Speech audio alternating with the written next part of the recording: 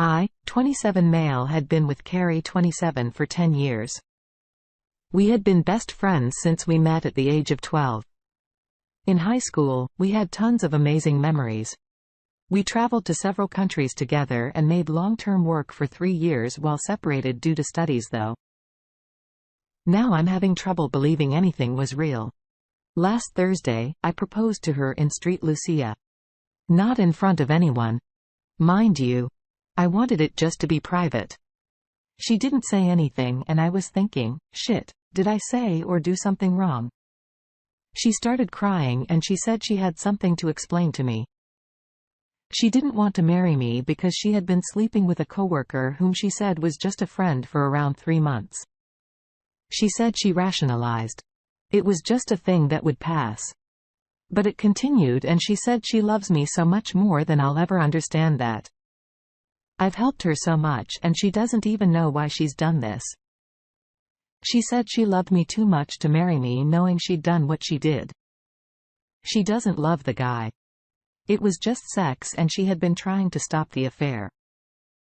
But I proposed before that happened. And she said she knew when I was kneeling that she couldn't marry me. Not after everything I had done for her. So she told me, I feel like my whole world has shattered.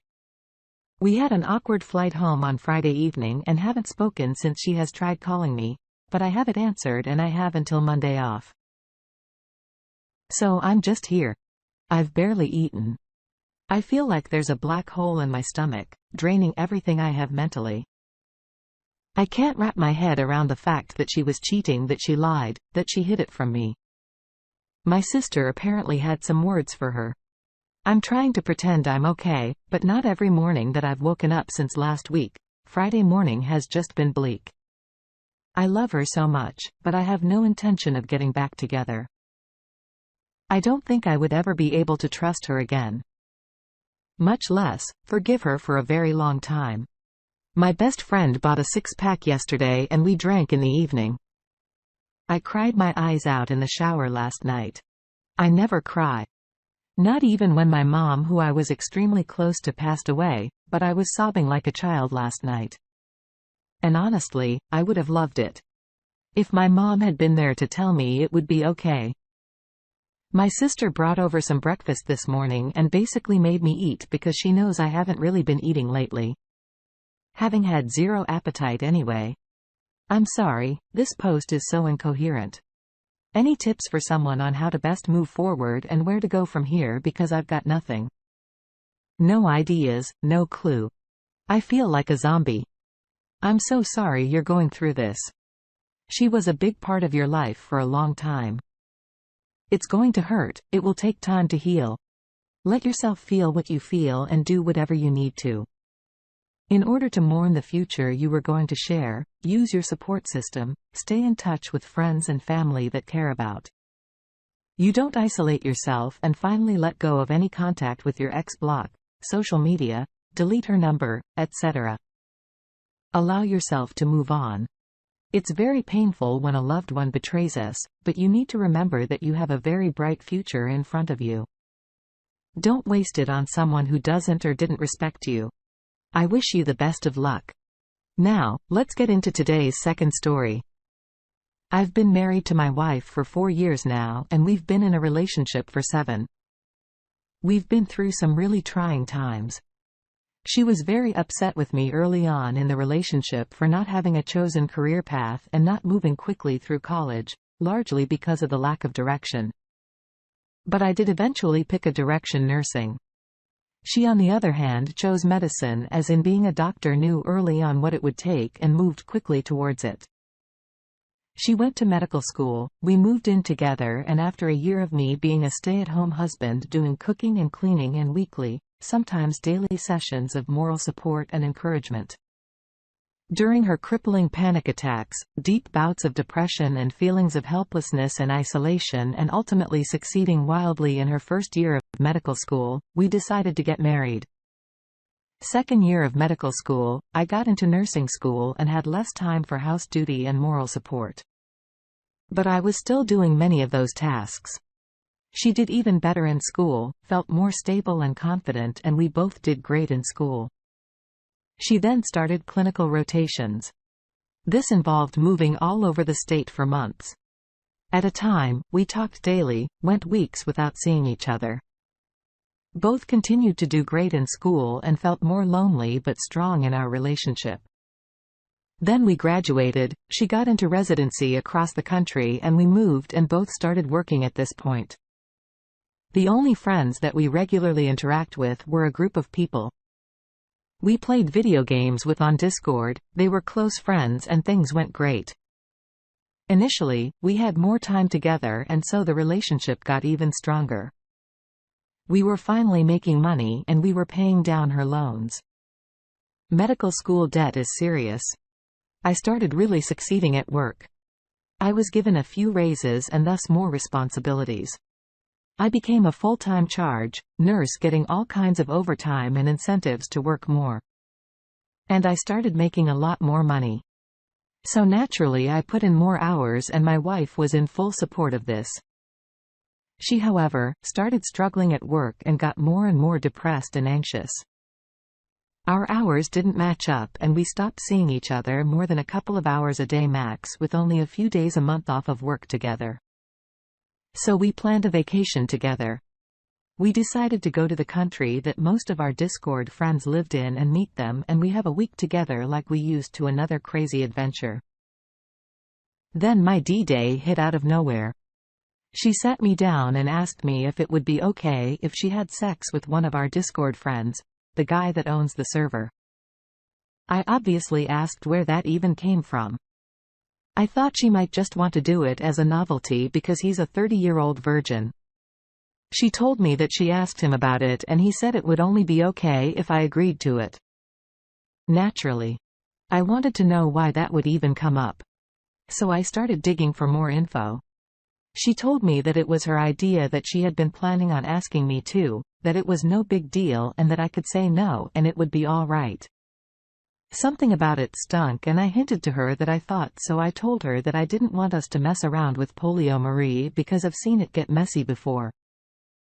Every single time I've seen it tried, and because I personally had a history of being cheated on and had very strong emotions involved within having any romantic involvement outside of our relationship. I let her know that even if it was mutually agreed upon by all sides, I would still have a strong negative emotional reaction to it, that it would still really bother me that she even asked. We had this conversation hypothetically at the start of the relationship. And I made it clear that this was off limits. Not to mention, most people tend to develop strong feelings when sex is involved, and that I suspected that such a request wouldn't be made unless those feelings were already mutually developing. This started the process of me learning exactly how much has been going on behind my back. She told me that she had been spending large amounts of time with this guy in Discord, that she confessed most of her fears, problems and insecurities about work to him, that she started looking forward to talking to him the whole day. She was at work and he occupied her mind most of the time when she was idle or when I was not home. She told me that she did think it was out of control, that she had crossed the line and that she was sorry. She said she was just looking for an escape from life and that I was never around anymore. Which is true. I'm at work most of the time. And so is she, and she said that she wished she had just started smoking again. All I could manage to think or say was that I was angry at her and at him, and that I would need to think about how I was going to handle it, and that I didn't want things to change. I didn't want to lose my friends or my wife. I told her it was out of the question and that it would be a deal breaker if it continued, and that I would try to talk to the guy and get things back to normal. She agreed to put a stop to any romantic involvement. We ran out of time to talk and we had to go to bed so we could get to work in the morning. All we could agree on was that we wanted our relationship to stay healthy and we would need to discuss this more to facilitate that. I spent the next few days growing increasingly more agitated at my work. She mentioned several times that the guy was talking about Pour More in Discord and suggested that we read a book about it. I started to notice exactly how much time she spent with him in Discord while I was at work. I was losing my focus and I have no time to deal with the situation and just couldn't concentrate. I was avoiding Discord at home because the guy was always online, a mom's basement kind of guy. I was just focusing on not exploding at every moment. Finally, I decided to get on her computer and look at her Discord chat with him. I found out that she had been having what amounted to phone sex with him, that she had said she had to stop, and probably the next day she decided to do it again. I couldn't sleep that night. Not a wink. She was in the middle of rounds. I decided to get out of bed 4 hours early to just tell the guy my feelings over text and ask him specifically to promise to refuse any romantic advances from her if she tried to initiate it, or that I would have to cut contact with him and insist she did the same. He told me he agreed not to seek any romantic activity. I pushed the matter over and over, trying to get him to agree to this. He basically told me that he didn't believe in the ownership of other humans, and that we just saw the world differently, and that he thought she and I should seek professional help because the next guy may not be as honorable as him. That was the last time I talked to him. I went to work in a very unsafe state for the people I was supposed to be caring for. Miraculously, everything went fine. She texted me when she got home that she talked to him, and then she asked what happened. So I told her to pull up my Discord and read it.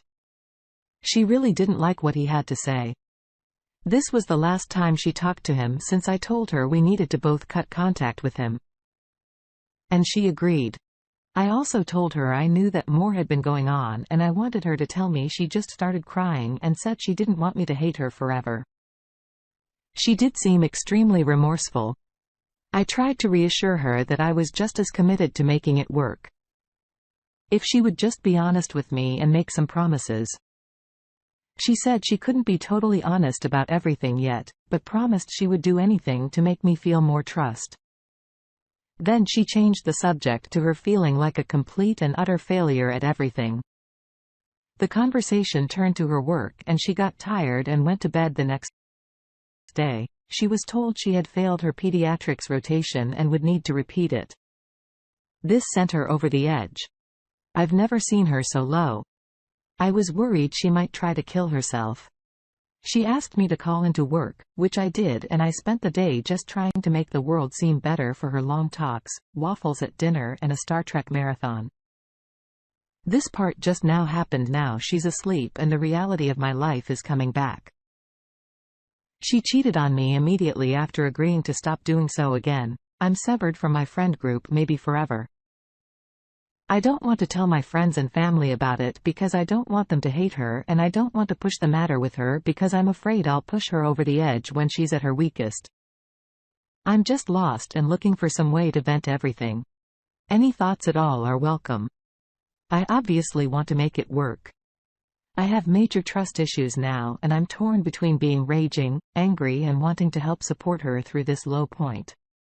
I just feel kind of alone in this. I do feel a little better just writing this out now. Even if no one reads that OP, she's not the victim here. She's the abuser. She cheated. You shouldn't be trying to make her feel better. She should be taking responsibility for what she did. I strongly urge you to stop rescuing her from herself and think of how to rescue yourself from this toxicity. I wish you the best of luck, OP. Thank you for taking the time to listen to today's stories. If you enjoy listening, please feel free to like and subscribe if you haven't already. Also comment below with your thoughts on today's stories. Take care everyone.